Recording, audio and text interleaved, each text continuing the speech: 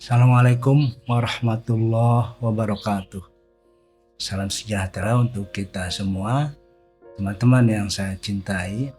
Sesi kali ini saya akan memberikan satu diskusi tentang tasawuf menurut Syekh Abdul Qadir Jailani.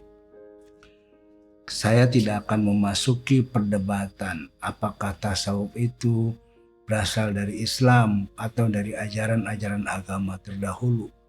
Karena kalau kita lihat dari sisi substansi, tasawuf adalah cara pandang kita beragama dari aspek batin.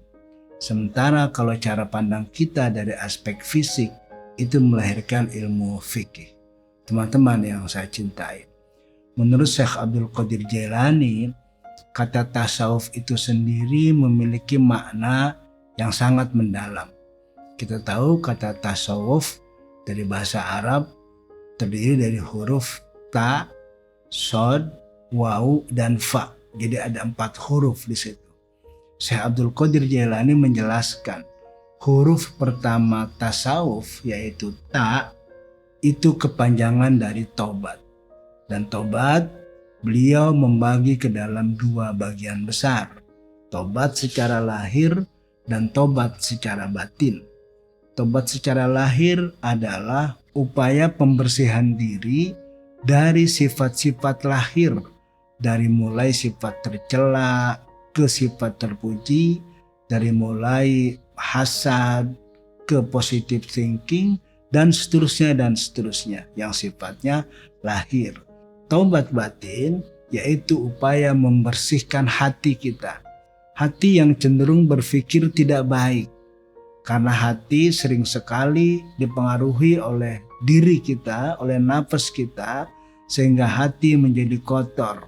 Hati menjadi dipenuhi oleh berbagai macam berhala-berhala yang membuat diri kita terhalang atau terhijab kepada Allah Subhanahu wa Ta'ala. Maka kalau orang telah melakukan tobat lahir, membersihkan diri dari berbagai macam sikap perilaku tercela ke sikap dan perilaku terpuji, lalu melakukan pembersihan hati sehingga hati terbebas dari berbagai macam kotoran yang disuplai dari nafsu kita, sehingga hati menjadi bersih dan bisa mengoneksikan diri kepada Allah, maka seseorang telah mencapai makom huruf ta dalam kata tasawuf pertama. Yang kedua huruf sod, itu kepanjangan dari sofa. Sofa artinya bersih, murni, suci. Maka lagi-lagi Syekh Abdul Qadir Jailani membagi kata bersih atau sofa itu ke dalam 2 bagian besar. Pertama bersih kalbunya atau hatinya. Bersih kalbu itu bersih dari kotoran sifat-sifat manusiawi. Jadi bersih kalbu ini masuk ke dalam tobat yang bagian kedua, yaitu tobat batin. Hatinya tidak lagi memikirkan sesuatu yang bersifat sangat manusiawi dalam pengertian rendah. Yang kedua bersih rasa, yang dalam bahasa Arab disebut sirri. Bersih rasa ini sudah mulai kalau kita berhasil melakukannya, maka pandangan dan wajah kita hanya tertuju kepada Allah Subhanahu wa Ta'ala. Karena itu orang yang telah menghadapkan diri hanya kepada Allah Subhanahu wa Ta'ala, maka dia telah berada pada makom sod. Yang ketiga huruf waw. Huruf waw yang menjadi kepanjangan dari wilayah adalah kelanjutan dari huruf sod yang berarti bersih secara sirri yang tadi disampaikan di atas.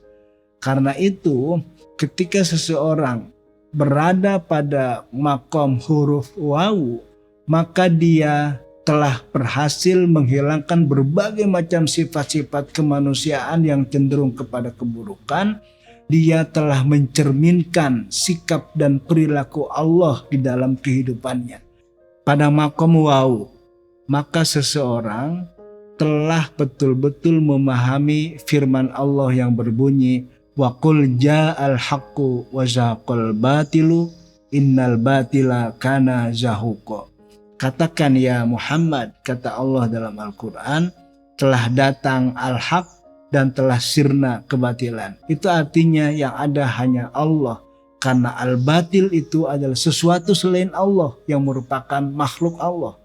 Dia hilang kalau Allah ada dalam kehidupan dan wawasan seseorang. Karena itu dia kemudian telah mengamalkan apa yang disebut takhallaqu bi akhlaqillah. Berakhlaklah seperti akhlak Allah. Dan yang terakhir huruf fa, yaitu fana. Fana mencerminkan satu tingkat perjalanan spiritual seseorang yang telah selesai dari sifat-sifat kemanusiaan yang rendah tadi, dari mulai tobat, pembersihan diri dan hati, jiwa, sampai kepada pengamalan sifat dan nama-nama Allah. Sehingga orang yang berada pada makom sebelum makom fana, dia telah selesai menyelesaikan berbagai macam rintangan, baik secara diri, hati maupun jiwa, sehingga yang ada hanyalah Allah saja. Karena itu dia mengalami peluburan diri dengan Allah Subhanahu wa ta'ala. Kullu syai'in halikun illa wajhah. Segala sesuatu ini selain Allah dia akan sirna, dia akan hilang, dia akan hancur. Karena itu yang ada hanyalah wajah Allah. Dan para sufi memaknai wajah Allah itu adalah ridho Allah. Jadi orang yang telah mengalami fana, dia akan bako karena yang ada hanyalah Allah. Dalam pengertian Allah telah ridho kepada yang bersangkutan, karena orang tersebut juga telah ridho kepada Allah. Itu yang disebut rodiyah mardiyah. Orang tersebut telah ridho kepada Allah sehingga dia menjadi fana, dan Allah menjadi mardiyah, meridhoi orang tersebut karena dalam kehidupan dan pikirannya yang ada hanya Allah semata. Teman-teman yang saya cintai, saya akhiri sampai di sini. Semoga ada manfaat buat kita bersama. Terima kasih. Assalamualaikum warahmatullahi wabarakatuh.